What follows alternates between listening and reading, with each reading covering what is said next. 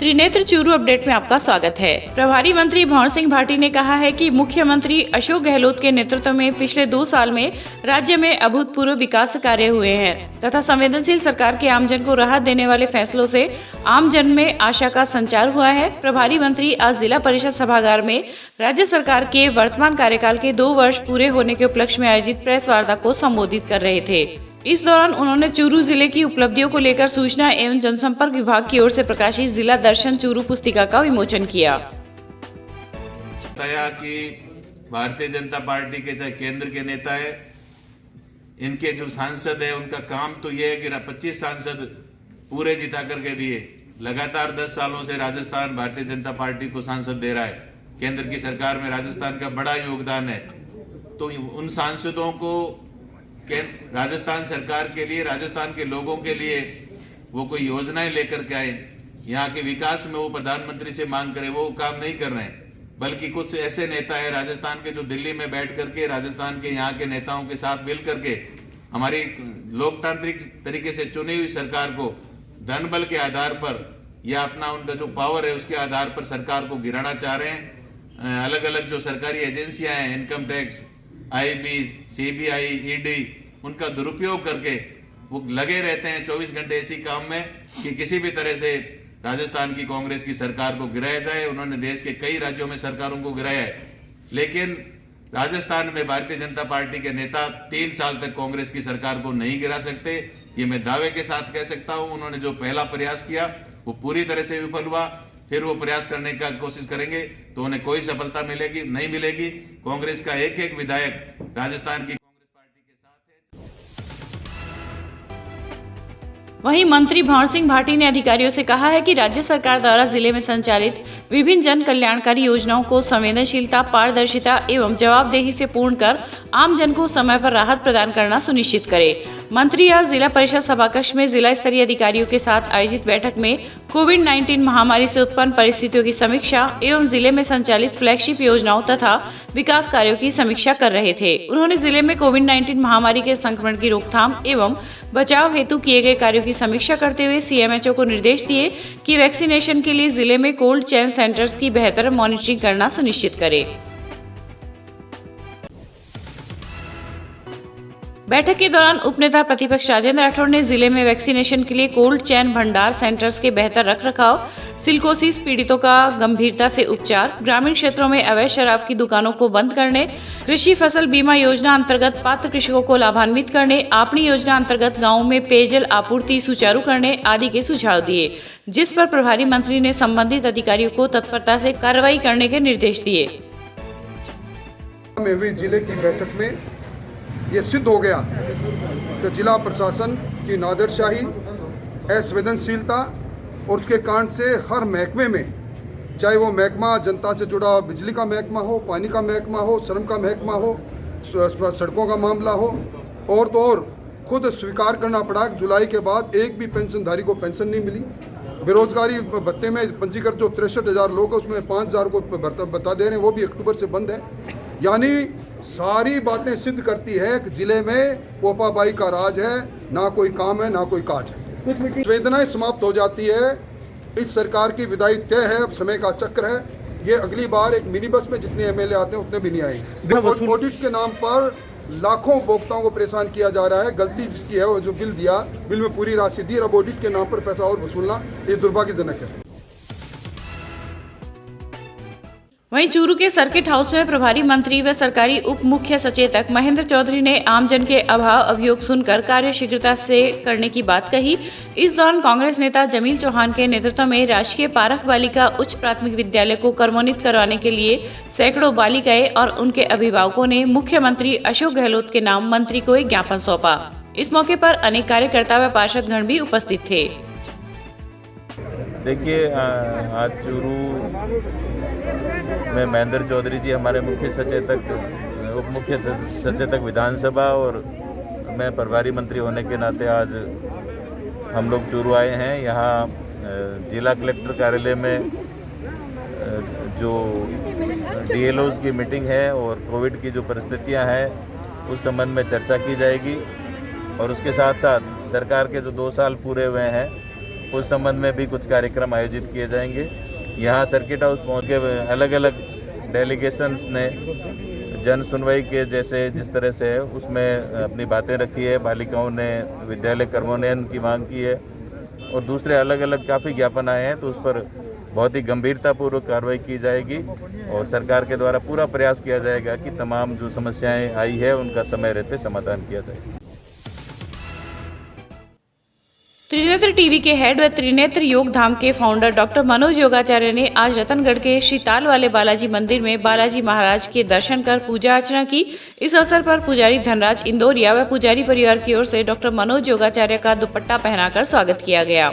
इस मौके पर मंदिर के पुजारी मनोज इंदौरिया व धनराज इंदौरिया ने मंदिर के ऐतिहासिक महत्व की जानकारी दी।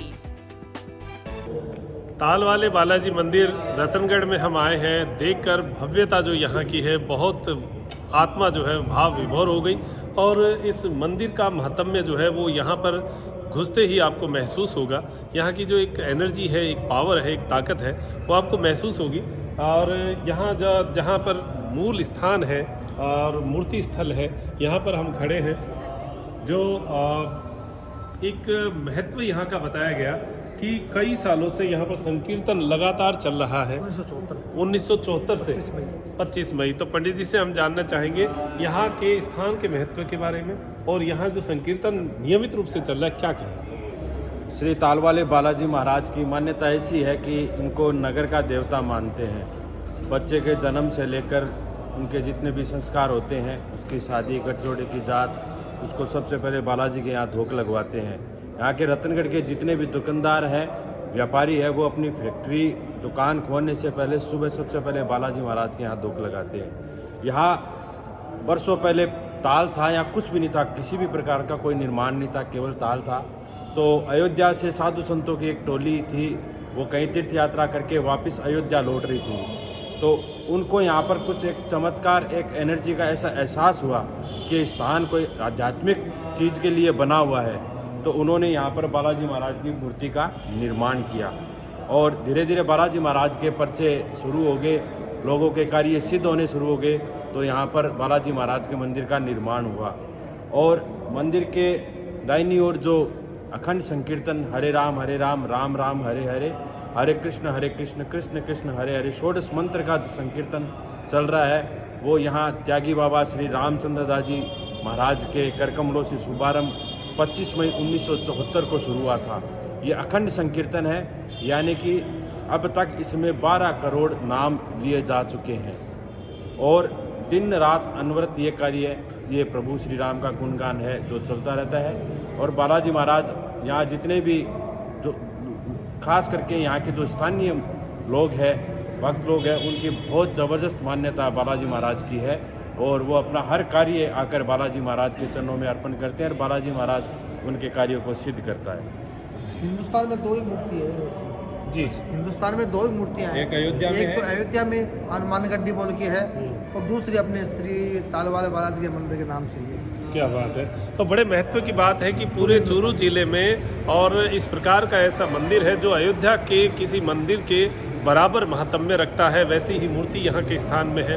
और ये एक ताकत, एक एनर्जी जो है वो आप जब यहाँ आएंगे तो आपको बहुत महसूस होगी। और चूरू रतनगढ़ जो है वो चूरू जिले का एक तहसील हेडक्वार्टर है और यहाँ पर जो एनर्जी देने वाले जो मंदिर के रूप में जाने जाएं तो वो ताल वाले बालाजी मंदिर का महत्म्य हर व्यक्ति यहाँ पर जानता है। तो कभी मौका मिले तो ज़रूर दर्शन के लिए आइएगा। अब मेरे साथ ही नरेश जी शर्मा के साथ मैं डॉक्टर मनोज योगाचार्य लेता हूँ इजाज़त। त्रिनेत्र टीवी के लिए नमस्कार। जय बाबा की। वहीं राजलदेसर यात्रा के दौरान डॉक्टर मनोज योगाचार्य ने श्री राजलदेसर गौशाला का भ्रमण कर वहां की व्यवस्थाओं की जानकारी ली। इस अवसर पर गौशाला के कोऑर्डिनेटर ललित दाधीश ने गौशाला के द्वारा किए जा रहे विभिन्न नवाचारों की जानकारी दी। इस अवसर पर त्रिनेत्र टीवी के स्थानीय संवाददाता मदन दाधीश सहित गौशाला के वरिष्ठ पदाधिकारी व कार्यकर्ता भी मौजूद रहे। जिले में घूमते हुए आज हम आपको राजलदेसर गौशाला में यहाँ पर एक परिचय करवाते हैं। ये गौशाला जो है लगभग 1947 की स्थापित है और एक पूरी गौशाला का परिचय या विजिट तो हम बाद में आपको करवाएंगे। आज जो विशेष विषय हम आपको लेकर जो है यहाँ पर आए हैं, एक छोटा सा मंदिर यहाँ पर बनाया हुआ है कुछ कार्यकर्ता हैं जिन्होंने लगकर ये वाटिका जो है शिव वाटिका यहाँ तैयार की थी। भाई साहब, क्या परिचय रहा और लॉकडाउन का जो सदुपयोग किया गया वो क्या किस प्रकार से किया गया?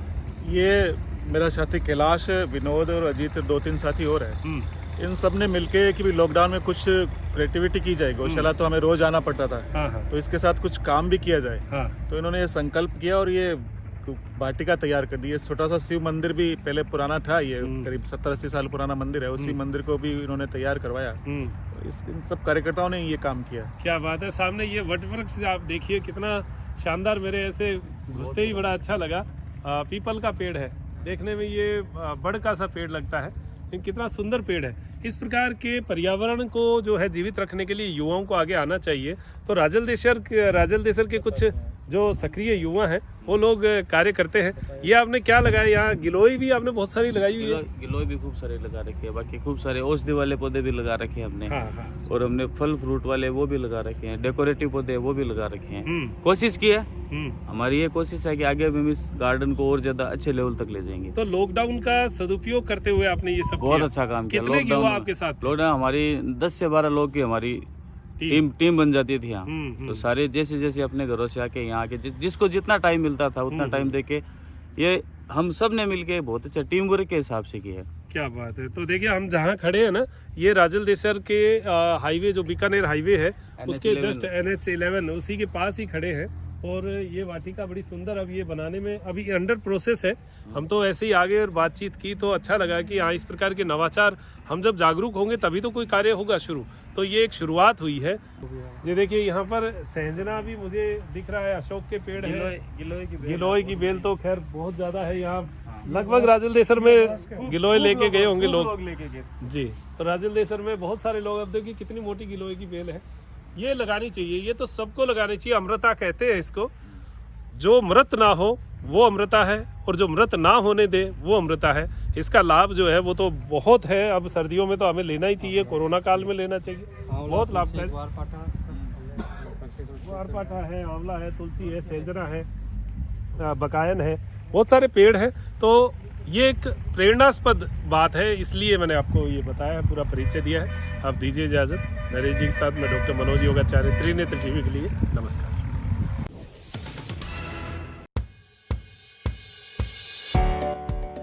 प्राकृतिक चिकित्सा और योग में डॉक्टर बनने का सुनहरा अवसर। श्रीमती रामकुमारी योग, आयुर्वेद एवं प्राकृतिक चिकित्सालय व मेडिकल कॉलेज, मुकुंदगढ़ मंडी, झुंझुनू। राजस्थान सरकार व राजस्थान आयुर्वेद विश्वविद्यालय जोधपुर से मान्यता प्राप्त कॉलेज से कर सकते हैं BNYS। 5 वर्ष का डिग्री कोर्स और 6 महीने की इंटर्नशिप के साथ अपने बच्चे को करवाइए BNYS। प्रवेश के लिए 10+2 में फिजिक्स, केमिस्ट्री और बायोलॉजी के साथ शिक्षण योग्यता आवश्यक। BNYS की विशेषता और करियर संभावनाएं। जिला स्तर पर प्राकृतिक चिकित्सा अधिकारी की पोस्टिंग की संभावनाएं। कॉरपोरेट हॉस्पिटल में डॉक्टर और काउंसलर के पद पर नियुक्ति। होटल व वेलनेस सेंटर पर मेडिकल ऑफिसर के रूप में कार्य का अवसर। तो अपने बच्चे के उज्जवल भविष्य हेतु BNYS करवाने हेतु आज ही संपर्क करें श्रीमती रामकुमारी योग, आयुर्वेद एवं प्राकृतिक चिकित्सालय व मेडिकल कॉलेज, मुकुंदगढ़ मंडी, झुंझुनू।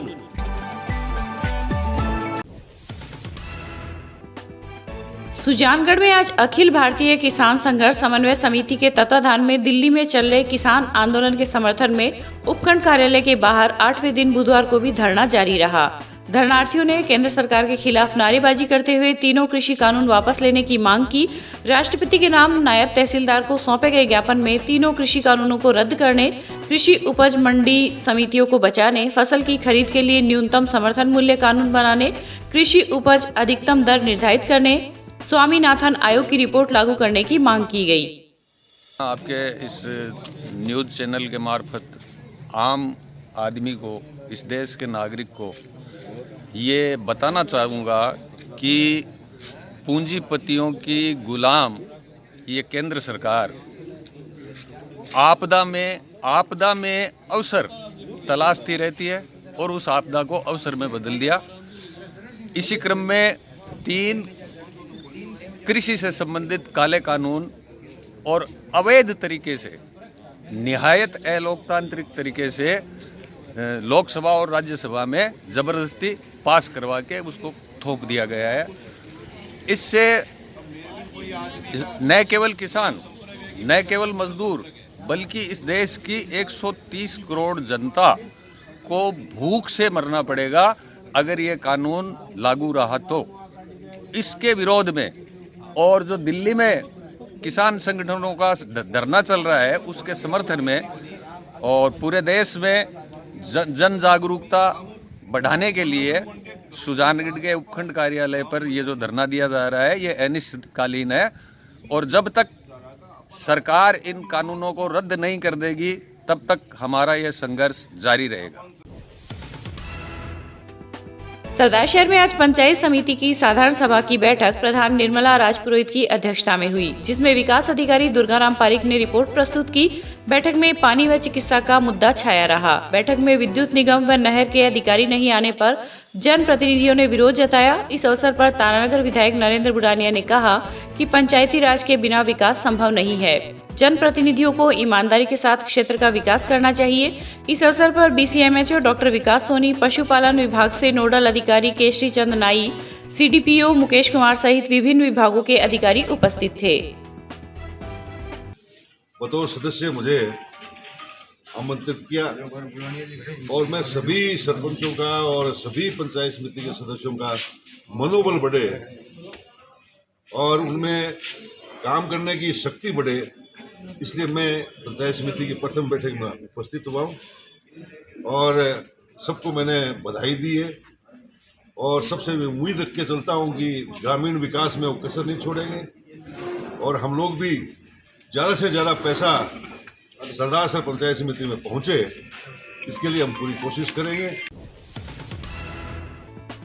जिला मुख्यालय पर आज भारतीय जनता पार्टी के जिला कार्यालय में नवनिर्वाचित जिला प्रमुख वंदना आर्य, उप जिला प्रमुख महेंद्र सिंह न्यूल, नवनिर्वाचित चूरू पंचायत समिति के प्रधान दीपचंद राहड़ व उप प्रधान सपना तालनिया का अभिनंदन किया गया। इस अवसर पर जिला प्रमुख वंदना आर्य ने कहा कि वे भारतीय जनता पार्टी की रीति नीति के अनुसार गरीब को गणेश मानकर उनके विकास के लिए पूर्ण रूप से समर्पित रहेगी। कार्यक्रम में भाजपा जिला अध्यक्ष पंकज गुप्ता, निवर्तमान जिला प्रमुख हरलाल सहारण, पूर्व जिला अध्यक्ष बनवारी लाल शर्मा सहित अनेक कार्यकर्ता उपस्थित थे।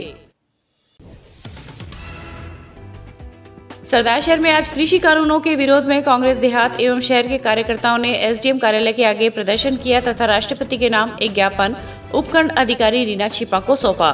ज्ञापन में किसान विरोधी कानूनों को निरस्त करने की मांग की गई। उन्होंने लिखा कि केंद्र सरकार ने काला कानून लागू कर किसान व आमजन के साथ कुठाराघात किया है। जहां देश की जनता कोरोना के चलते मंदी के दौर से गुजर रही है, वहीं केंद्र सरकार ने 3 काले कानून लागू कर किसानों एवं आम जन की कमर तोड़ दी है। इस अवसर पर राजकरण चौधरी, मदन सिंह निर्वाण, महावीर माली सहित बड़ी संख्या में कांग्रेस कार्यकर्ता उपस्थित रहे। जो केंद्र सरकार किसान विरोधी जो 3 बिल लोकसभा और राज्यसभा में पास किया है, उनके खिलाफ कांग्रेस देहात और शहर ब्लॉक अध्यक्षों के नेतृत्व में सारे कांग्रेस कार्यकर्ता अभी जो पंचायत समिति से निर्वाचित जो सदस्यगण, वो जिला परिषद के सदस्यगण सब मिलकर किसानों की समस्याएं जैसे बिजली की समस्याएं हैं और ये जो केंद्र सरकार जो ये हिटलर शाही राज कर रही है, पहले तो बिल किसी को मारा कभी की, अब किसानों को मारने का जो ये अपने 2 वफादार है अंडानी और अंबानी, उनको बढ़ाने के लिए किसानों के लिए मार कर रहे हैं। इसके विरोध में सरदारसर कांग्रेस आज SDM कार्यालय के आगे प्रदर्शन और ज्ञापन दिया है। संभागीय आयुक्त भंवरलाल मेहरा आज 1 दिवसीय दौरे पर रतनगढ़ आए। इस मौके पर उन्होंने उपखंड कार्यालय में विधानसभा क्षेत्र में चल रहे मतदाता सूची के विशेष पुनरीक्षण कार्यक्रम की समीक्षा की। वहीं बैठक में कोरोना रोकथाम के लिए आगामी समय में किए जाने वाले वैक्सीनेशन की तैयारियों को लेकर BCMHO डॉक्टर राकेश जैन को आवश्यक दिशा निर्देश भी दिए तथा क्षेत्र में कानून व्यवस्था को लेकर सब इंस्पेक्टर सुरेश कुमार को आवश्यक निर्देश देते हुए कहा कि क्षेत्र में नशा विरोधी गतिविधियों को पुलिस सख्ती से चलाए। इस दौरान SDM अनिल कुमार व नायब तहसीलदार प्रवीण कुमार भी उपस्थित रहे। वोल्टेज की समस्या से जूझ रहे किसान पिछले 2 दिनों से आंदोलनरत है तथा दिन रात धरना स्थल पर डटे हुए हैं। मामला रतनगढ़ के गांव दाऊदसर में स्थित जीएसएस का है। किसान पिछले 1 वर्ष से वोल्टेज बढ़ाने की मांग जोधपुर डिस्कॉम से कर रहे हैं और इसके लिए 6 माह पूर्व आंदोलन भी किया गया था। उसके बाद डिस्कॉम ने 15 दिनों में समस्या का समाधान करने की बात कही, लेकिन 6 माह बीत जाने के बाद भी किसानों की समस्या का समाधान नहीं हुआ। आक्रोशित किसान मंगलवार को दाऊदसर स्थित जीएसएस पहुंचे तथा धरने पर बैठ गए। गांव दाऊदसर जीएसएस में किसानों के द्वारा धरना प्रदर्शन चल रहा है। जुलाई माह में बिजली विभाग की टीम ने हमारे जीएसएस में एक्स्ट्रा ट्रांसमीटर स्वीकृत करने के लिए 10 दिन का आश्वासन देके लिखित में आश्वासन दिया था कि आपको 10 दिन में हम आपका ट्रांसफार्मर रख देंगे। हमने उसको 10 दिन की जगह 15 दिन दिए और 5 दिन उन्होंने कहा कि हम आपका लोड चेक करेंगे, लोड बढ़ा के, इतने आपका लोड है नहीं और लोड बढ़ा कर आपका आगे से स्वीकृति ले लेंगे। फिर हमने 5 दिन उनका साथ दे के और लोड बढ़वाया और इसका बिल जारी हो गया और हमने किसानों ने सारों का सारा बिजली विभाग में बिल जमा करवा दिया गया और हमारा अक्टूबर माह में ट्रांसफार्मर स्वीकृत हो गया। उसके बावजूद अभी तक किसानों की समस्या है कि वो ट्रांसफार्मर यहाँ पे नहीं लगाया बिजली बोर्ड वालों ने। फिर हमने ना दोबारा से धरना प्रदर्शन स्टार्ट किया है। उसके हिसाब से 2 दिन हो गए हम धरने पर बैठे हैं। कल सुबह 7 बजे से अभी तक कोई सुनवाई नहीं हो रही है। बिजली विभाग वाले बोल रहे हैं कि 3 दिन में लगा देंगे। हमें लिखित में आश्वासन दिया था कि आपका 10 दिन में देंगे। अभी कैसे विश्वास करेंगे 3 दिन में ये लगा देंगे। इस दौरान ग्रामीणों ने जीएसएस की बिजली सप्लाई भी बंद करवा दी। किसानों के इस प्रदर्शन को देखते हुए डिस्कॉम के अधिकारी भी मौके पर पहुंचे तथा 3 दिनों में समाधान की बात कही, लेकिन किसान अतिरिक्त ट्रांसफार्मर लगाने की मांग पर अड़े रहे। किसानों के आंदोलन की सूचना पर विधायक अविनेश महर्षि भी उनके बीच पहुंचे तथा उनसे बात कर जोधपुर डिस्कॉम के उच्चाधिकारियों से वार्ता की। इस संबंध में डिस्कॉम के ग्रामीण एईएन अशोक मीणा ने बताया कि ट्रांसफार्मर गुरुवार शाम तक यहां पहुंचेगा तथा उसके बाद किसानों की समस्या का समाधान करवा दिया जाएगा। किसानों को जो लाइट की सबसे बड़ी प्रॉब्लम है, यहाँ किसानों को लाइट चाहिए 440 वोल्टेज, जो यहाँ से जो ट्रांसफार्मर है, छोटा ट्रांसफार्मर होने की वजह से 240 वोल्टेज ही लाइट मिल पाती है, जिससे किसान के प्रत्येक महीने में मोटर बदलने का चांस रहता है, जिससे 4-5 दिन उसकी फसल खराब होती है। किसानों पर एक आरोप लगा था कि आपका लोड ज़्यादा है इसलिए आपकी समस्या का समाधान है। तो उसने तुरंत किसानों ने कहा कि हमारा लोड बढ़ा दो। 7 दिन के अंदर अंदर पावर हाउस ने पूरा लोड बढ़ा दिया। उनके 3-3 बिल भी यहाँ भेज दिए हैं। उसके बाद उन्होंने किसान ने 3-3 बिल भर दिए हैं लोड बढ़ने का, लेकिन अभी तक उनको लाइट पूरी नहीं मिल पाई है। गांव में अभी 30-31 घंटे हो गए लाइट बंद है, पूरा पावर हाउस बंद है और हमने यहाँ पूरे किसानों ने जोर से यहाँ प्रदर्शन किया है और इनकी एक ही मांग है कि जब तक हमारी समस्या का समाधान नहीं होगा हम यहाँ से हिलेंगे नहीं। चूरू के स्थानीय उच्च प्राथमिक आदर्श विद्या मंदिर में आज महान भारतीय गणितज्ञ रामानुजन की जयंती मनाई गई।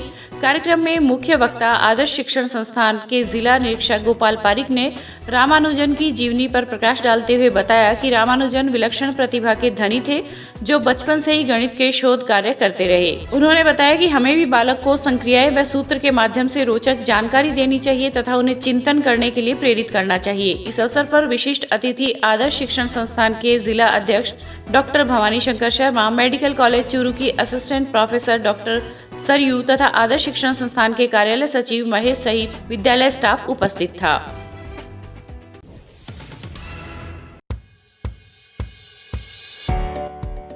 प्राकृतिक चिकित्सा और योग में डॉक्टर बनने का सुनहरा अवसर। श्रीमती रामकुमारी योग, आयुर्वेद एवं प्राकृतिक चिकित्सालय व मेडिकल कॉलेज, मुकुंदगढ़ मंडी, झुंझुनू। राजस्थान सरकार व राजस्थान आयुर्वेद विश्वविद्यालय जोधपुर से मान्यता प्राप्त कॉलेज से कर सकते हैं BNYS। 5 वर्ष का डिग्री कोर्स और 6 महीने की इंटर्नशिप के साथ अपने बच्चे को करवाइए BNYS। प्रवेश के लिए 10+2 में फिजिक्स, केमिस्ट्री और बायोलॉजी के साथ शिक्षण योग्यता आवश्यक। BNYS की विशेषता और कैरियर संभावनाएं। जिला स्तर पर प्राकृतिक चिकित्सा अधिकारी की पोस्टिंग की संभावनाएं। कॉरपोरेट हॉस्पिटल में डॉक्टर और काउंसलर के पद पर नियुक्ति। होटल व वेलनेस सेंटर पर मेडिकल ऑफिसर के रूप में कार्य का अवसर। तो अपने बच्चे के उज्जवल भविष्य हेतु BNYS करवाने हेतु आज ही संपर्क करें श्रीमती रामकुमारी योग, आयुर्वेद एवं प्राकृतिक चिकित्सालय, व मेडिकल कॉलेज मुकंदगढ़ मंडी झुंझुनू।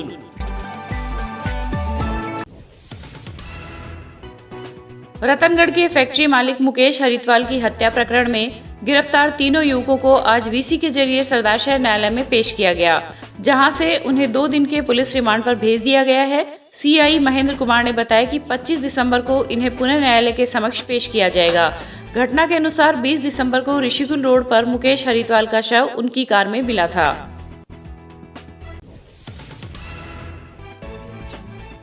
रतनगढ़ में all India railway men's federation के अध्यक्ष कामरेड राखाल दास गुप्ता के आकस्मिक निधन पर मंगलवार को एक श्रद्धांजलि सभा का आयोजन हुआ। फेडरेशन के महामंत्री शिव गोपाल मिश्रा के निर्देश पर AIRF सहित सभी रेलवे यूनियन के कार्यालयों पर ध्वज झुकाया गया तथा यूनियन कार्यालय में 2 मिनट का मौन रखकर गुप्ता को श्रद्धांजलि दी गई।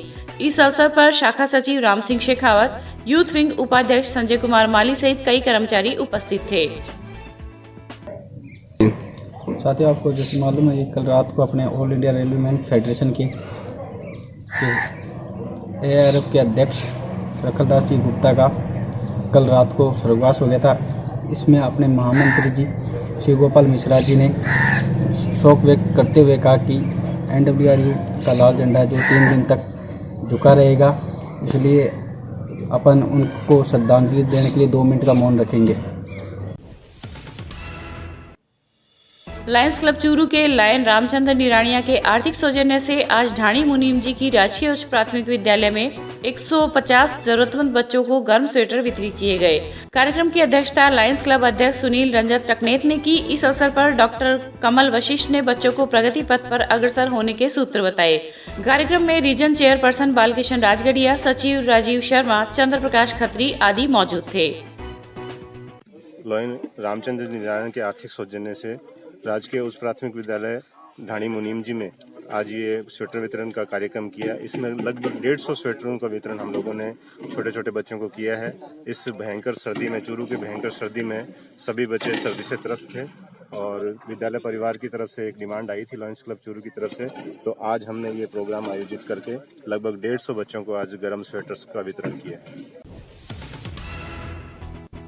रतनगढ़ के श्री तालवाले बालाजी श्याम मंदिर प्रांगण में 21वें श्याम महोत्सव पर 5 दिवसीय पंचकुंडीय यज्ञ का आयोजन किया जा रहा है।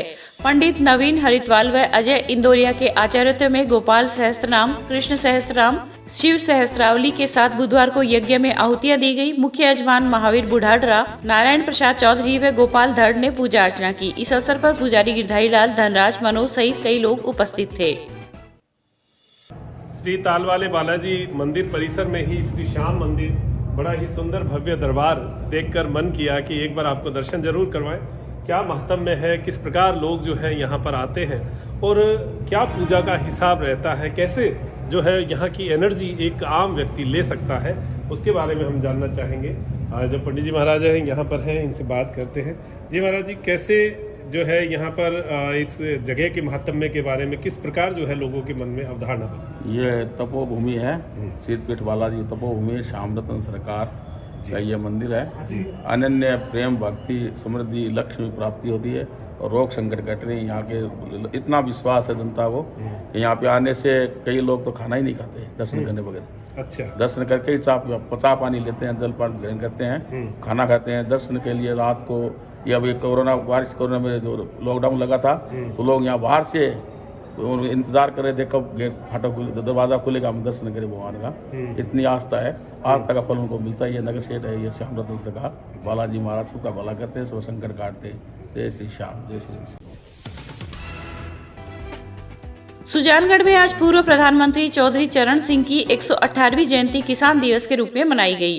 किसान छात्रावास में आयोजित कार्यक्रम में प्रबंध समिति अध्यक्ष गणेशाराम जाखड़, पीथाराम गुलेरिया, हुणताराम गोदारा आदि ने पूर्व प्रधानमंत्री चौधरी चरण सिंह की तस्वीर पर पुष्पांजलि अर्पित की। इस दौरान हुणताराम गोदारा ने वर्तमान समय में किसानों को एकजुट करने के लिए चौधरी चरण सिंह के सिद्धांतों को कारगर बताया। समिति अध्यक्ष गणेशाराम जाखड़ व हॉस्टल वार्डन बनवारी लाल कुलहरी ने संबोधित करते हुए कहा कि चौधरी चरण सिंह गणतंत्र के सच्चे सारथी थे।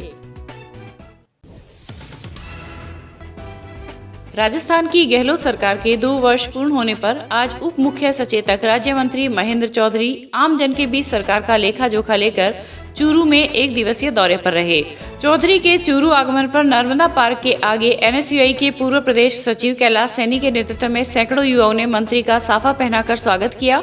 इस दौरान सैनी ने बताया कि गहलोत सरकार आम जन की सरकार है। उसके 2 वर्ष पूर्ण होने पर सभी जिलों में 2 मंत्री जनता के बीच आएंगे व जनता के बीच आकर जन सुनवाई करेंगे ताकि लोगों की समस्याओं का समाधान हो सके।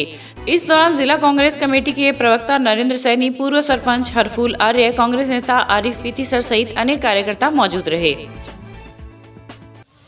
आज पिछले 2 दिनों में साल के राजस्थान सरकार के मुख्यमंत्री अशोक गहलोत जी की सरकार के 2 साल का कार्यकाल पूरा हुआ। उसी के अंतर्गत आज विधानसभा के उप मुख्य सचेतक महेंद्र जी चौधरी, जो मेरे आदरणीय हैं और मेरे राजनीतिक गुरु रहे हैं, वो सरकार की जो उपलब्धि है उनका विमोचन करने के लिए और उनका प्रचार प्रसार के लिए चूरू आए हैं। उन्हीं के अंतर्गत आज मेरी टीम के द्वारा कलेक्ट्रेट सर्किल के पास स्वागत किया गया है और मैं उनको सफलतापूर्वक 2 साल अपने पूर्ण करने के लिए बधाई देता हूँ। अशोक गहलोत जी का आभार व्यक्त करता हूँ। जय हिंद, जय भारत।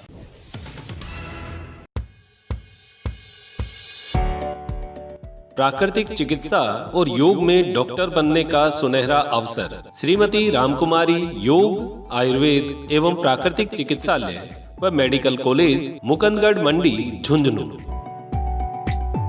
राजस्थान सरकार व राजस्थान आयुर्वेद विश्वविद्यालय जोधपुर से मान्यता प्राप्त कॉलेज से कर सकते हैं BNYS। 5 वर्ष का डिग्री कोर्स और 6 महीने की इंटर्नशिप के साथ अपने बच्चे को करवाइए BNYS। प्रवेश के लिए 10+2 में फिजिक्स, केमिस्ट्री और बायोलॉजी के साथ शिक्षण योग्यता आवश्यक। BNYS की विशेषता और कैरियर संभावनाएं। जिला स्तर पर प्राकृतिक चिकित्सा अधिकारी की पोस्टिंग की संभावनाएं। कॉरपोरेट हॉस्पिटल में डॉक्टर और काउंसलर के पद पर नियुक्ति। होटल व वेलनेस सेंटर पर मेडिकल ऑफिसर के रूप में कार्य का अवसर। तो अपने बच्चे के उज्जवल भविष्य हेतु BNYS करवाने हेतु आज ही संपर्क करें श्रीमती रामकुमारी योग, आयुर्वेद एवं प्राकृतिक चिकित्सालय व मेडिकल कॉलेज, मुकंदगढ़ मंडी, झुंझुनू।